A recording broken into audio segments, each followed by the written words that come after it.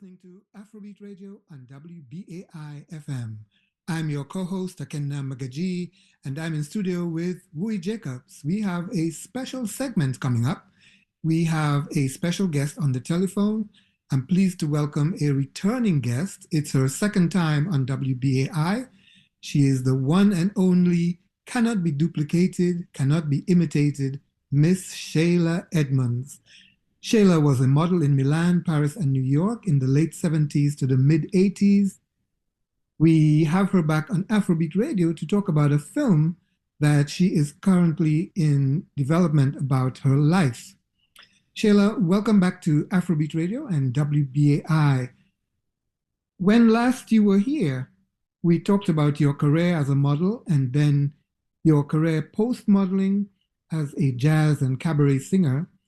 You also had a memoir on the market focusing on your life as a model, and that memoir is called Wild Child to Couture Style. You can get it on Amazon, people. Get it on Amazon. And now you are developing a film about your life. And my first question is, what is driving you to document your life like this, first in a book form and now in a film form? There must be something deep where it comes from. Yes, and first of all, thank you again for having me back on your show and supporting all of my endeavors. And I wrote the book because first of all, I stand on the shoulders of uh, all of the ancestral models that went to Paris. Dorothea Tolles back in the 1940s and Helen Williams in the 1950s. And little did I know when I started modeling that they went to Paris as well to start their career because they couldn't get work here in America. So I stand on their shoulders and I'm so proud to have done the same thing. And little did I know when I took that plane to Europe that I was making such a statement to do the same thing. So I wrote the book because I wanted people to know, I had just a very different kind of way, obscure way of getting into the business. And I wanted models to know they have to know their history, just like any other history. You have to know where you came from to know where you're going. So I wrote the book to give them some incentive, not so much to tell them to go to Europe, but to encourage them to find their way, whatever they're trying to do. I was rejected by all the agents when I arrived in New York, but I persevered and I made it. So I wrote the book, which was very successful. And I just read today as a headline that people are reading less and less books, which is so disheartening. That's So true. I think it's prime time to put it on a film because everything is digital now. All the young people want, movies and videos and things. So I think it's prime time to put it into film. And this era of modeling, especially the 1980s, has never been documented like it should be because there was such a huge influx of Black models at that time. Mhm. And, they focus on the 1990s models, the 70s models, but the 80s era has kind of been neglected. So I want to present it and put it documented so it will be remembered as well. Excellent. And so the purpose, so it's not yet uh, a full feature film. I think what you explained to me that you're doing is you're trying to make a shorter clip that you would sell to to when they have festivals, Festivals, yes. get people interested as backers monetarily first. Yes, absolutely. Because my book was in the New York Times along with my show and other endeavors that I did. And everybody that read the book, especially the New York Times readers and people, friends, and all the strangers that read my book, always said this should be a movie. There's so many twists and turns and things in the movie. And after that article, I did get a film offer, and then COVID hit, and the offer fell through the cracks. And it was 2 years before Hollywood kind of regained themselves. And after that, I couldn't get the momentum going anymore. But that idea of a film just stuck in my head, and I couldn't get it out. So I said, I'm going to make my own film. And the way to start is just to make a short film to get people interested in the idea and hopefully well, and to get backing and get it into a major production company. Something you said about the idea stuck in your head reminds me of something that Maya Angelou said. Mm, And I know I'm not going to get it correctly, but she said something like, if you don't get your ideas out, it's like you dying personally. Yes, I tell you, and people have, I know there's so many people there, the creative people especially, who hold so many ideas inside and said, "Oh, I don't know if it's the right time. I don't have the money. I don't know." And, have this fear and they hold themselves back. And, so many ideas I'm sure are just not developed because of that reason. Exactly. And is there a screenplay so far, and who wrote it? Yes, there is a screenplay. Actually, I just want to tell you how it got started because I had the idea in my head, and I went to this event, and I met the cinematographer Karina Yard. She was just an amazing woman, and she had a PhD in filmmaking and taught at NYU, and I sat her down. I met her. I took her to breakfast actually, and she ordered everything on the menu. I was getting a little nervous, but it was well worth the investment because she gave me so many pointers of how to get the short film started. And from there, I sent her the script. I had written the screenplay even before I wrote the film. Okay, So I sent her the screenplay, and she picked out all of the pertinent parts that should be in a short film that would get somebody's interest. right. So I took those parts and turned it into a short film. And she read the screenplay and she was just, she really accepted, she said it was very acceptable. I sent the screenplay to Hollywood and had it analyzed and had it critiqued, and they sent it back and forth, and I felt I finally had it right. So it's in a place now where I think it's presentable. Right. And talk about the young actress who is playing you in the clips so far. What's her name? How old is she? Where's she from? Yes. Oh my gosh. I called a cinematographer friend of mine. Well, actually, that Karina Yard, the lady who helped me in the beginning, she was going to help me do the film, but she was so busy because she had her own projects and she had her students, and she was just taking forever. And I'm like, oh my God, 2 months went by, and I'm like, I'm not getting any younger. So I called on another friend of mine, a cinematographer, and he was just great.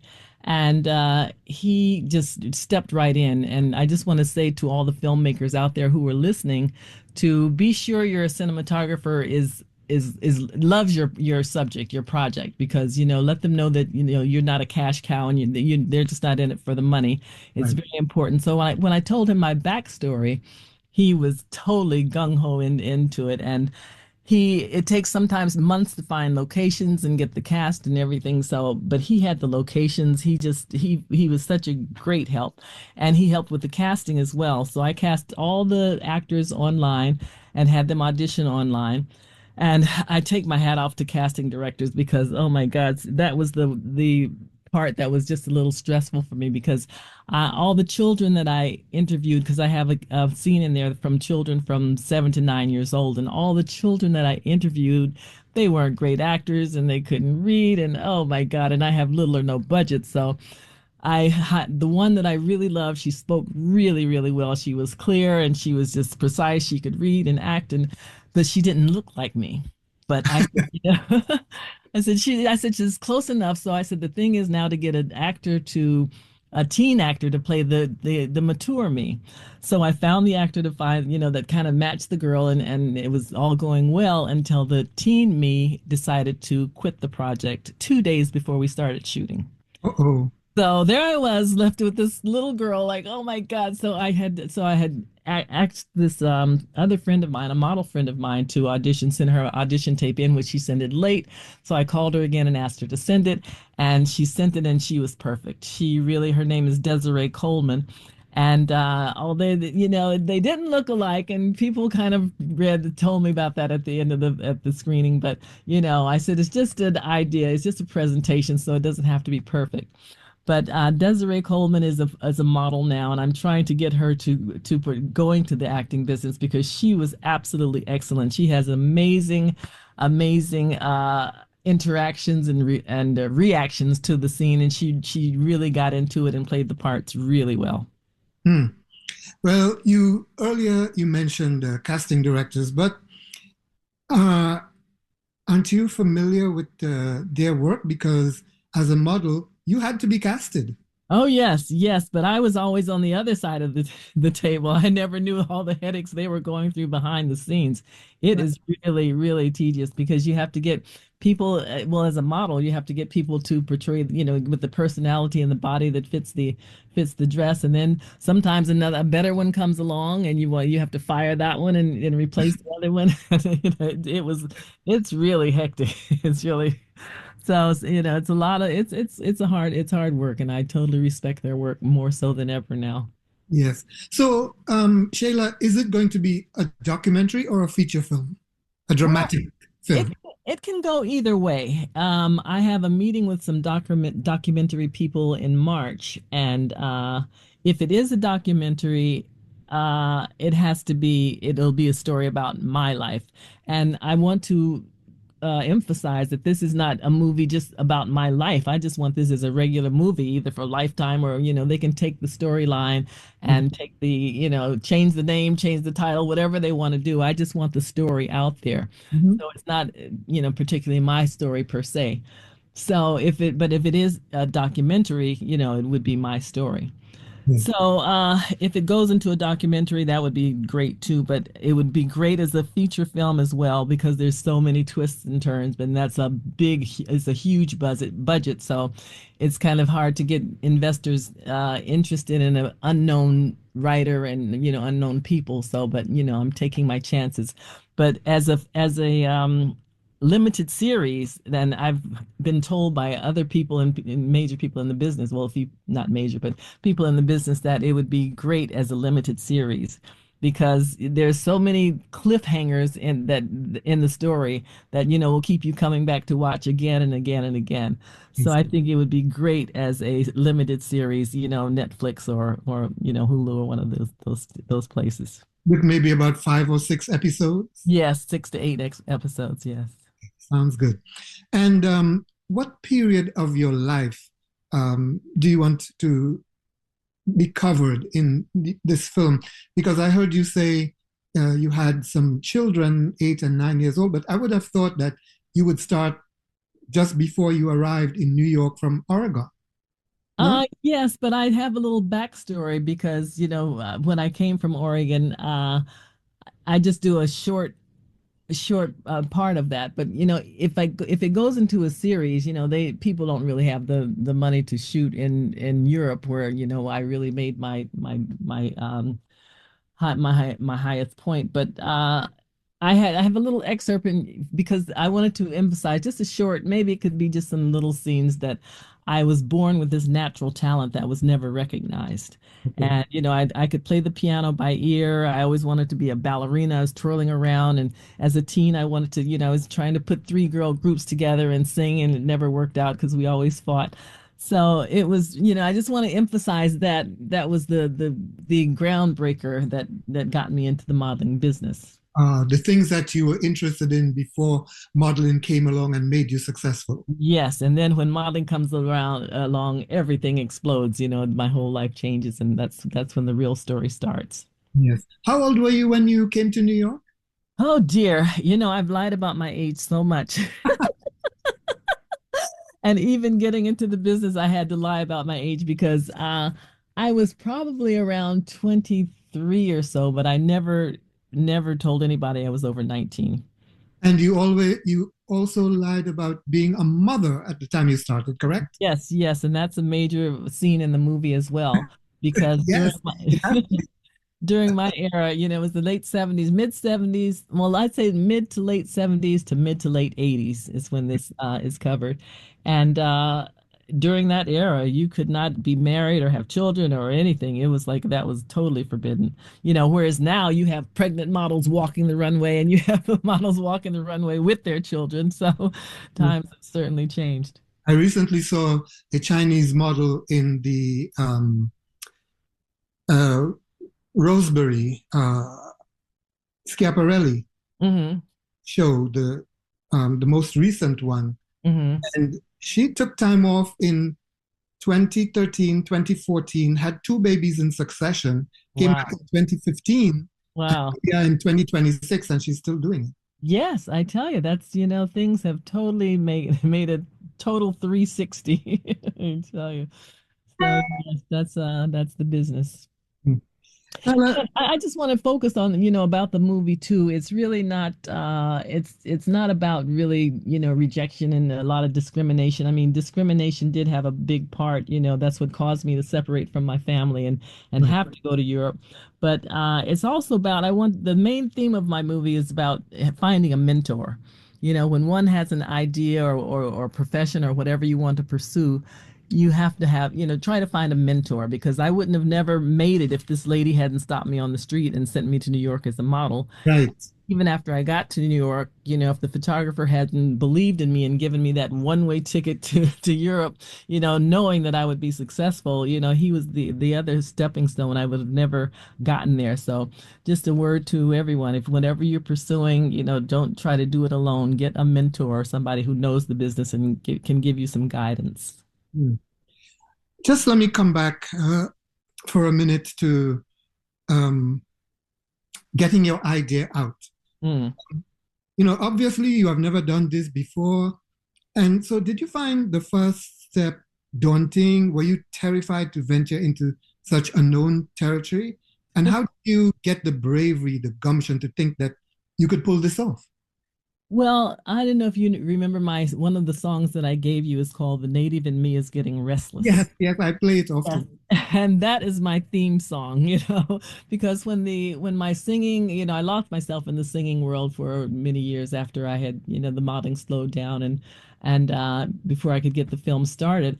And now that the singing business, the restaurants really, so many of them have not recovered since the pandemic, and they've stopped the music, and the venues are just getting fewer and far between. Right. So, I just, I get restless, I have to keep something going. And whatever I think I want to start, I attack it with reckless abandon. I don't let anyone talk me out of it or stop me.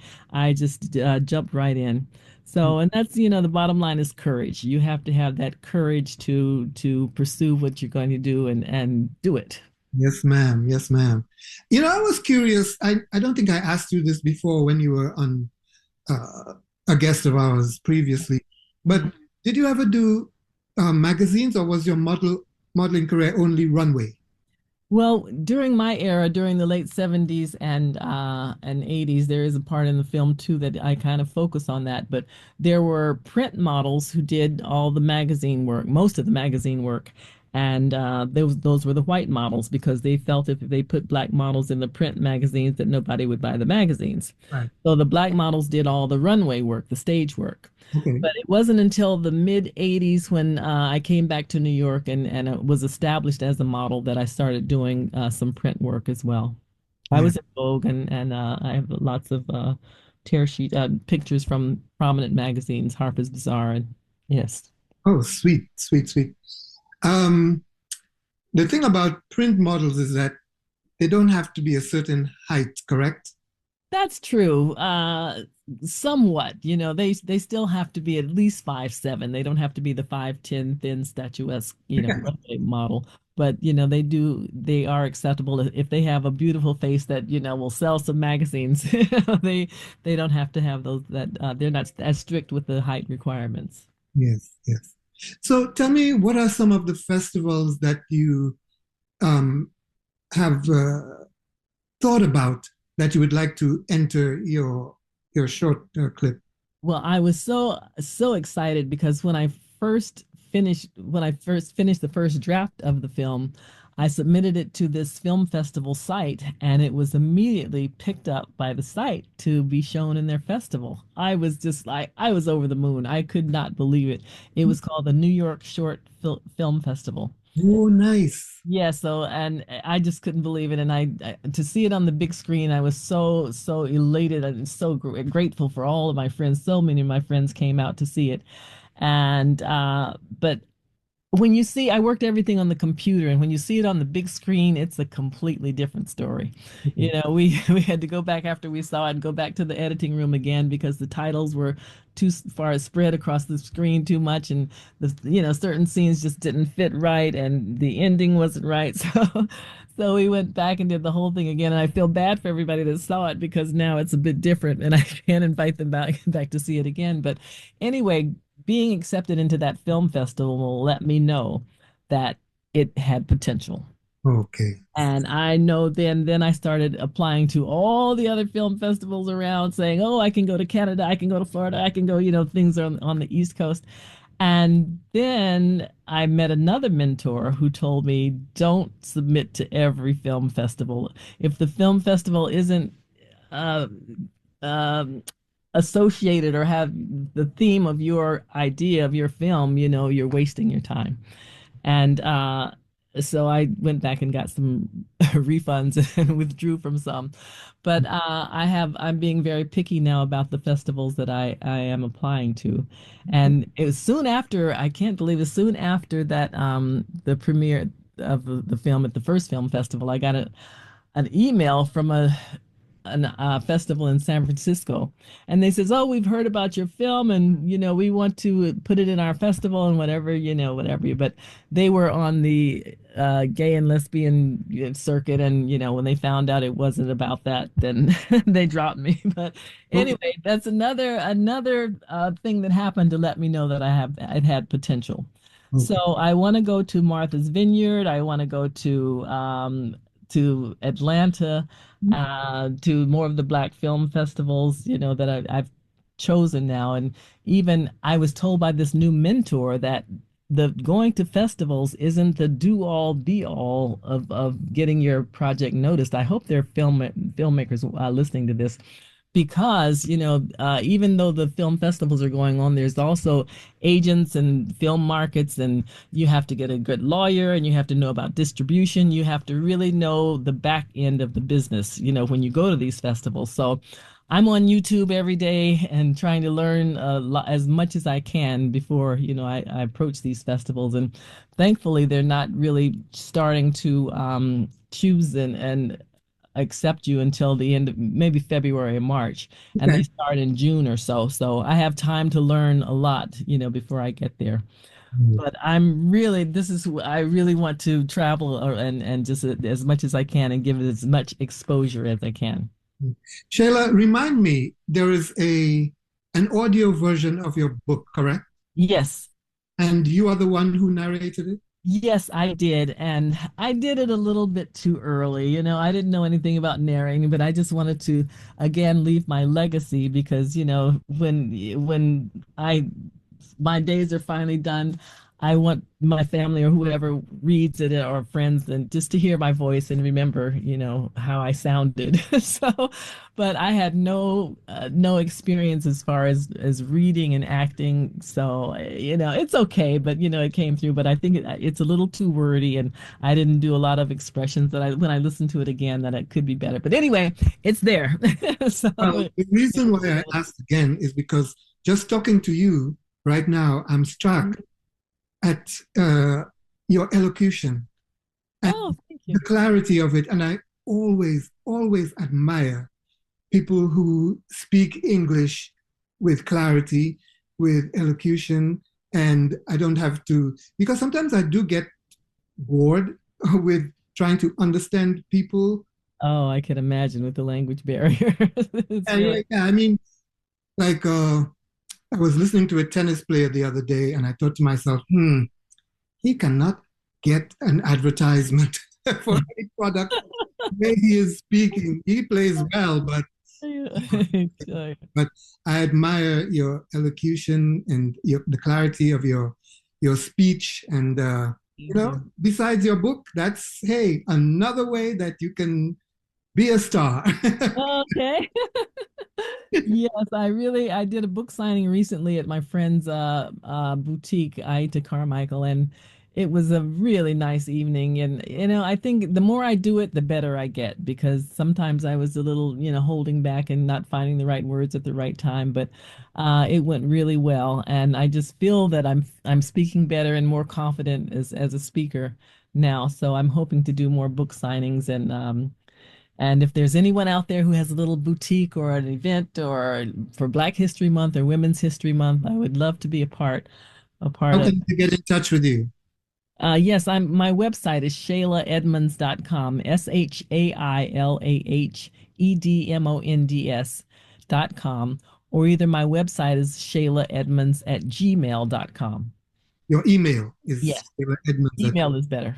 gmail.com. And Yes. you're also on Facebook and Instagram, and I follow you on both Yes. platforms. And I just did a promotion for my book during the holidays, the December holidays, and I joined TikTok and Threads and all those other people and did a promotional video. But I don't know, I don't have time to keep checking all those things, and people want to start conversations, and I just it's really a lot. So I'm mostly on Instagram and Facebook most of the time. Yes, yes. I just like and share when I see you. Oh yes, thank you. Me too. So I share yours too. Anything else you want to say before we conclude? Yes, I just want to add, if you are going to be successful in whatever you do, you have to really live outside of the world. Don't get into all the madness in the world. Just keep to yourself and have positive energy, and whatever you're gonna pursue, have no fear and have lots of self-love. Give tons of gratitude and positivity, and don't be afraid to invest in yourself. And whatever you're doing, enjoy the journey, because I'm enjoying this journey so much that I can't tell you. I'm over the moon. So enjoy the journey, whatever you do. Well, thank you so much, and I wish you all the luck in this latest venture of yours, and I hope it comes to fruition and it will be a success. Thank you so much, Shailah Edmonds, and we'll be talking again soon, I'm sure. I hope so. Thank you so much again for having me on. You've been listening to an interview with Shailah Edmonds on WBAI 99.5 FM on terrestrial radio and live streaming to the world at www.wbai.org. I'm Akenna Magaji, and in studio with me is Wui Jacobs.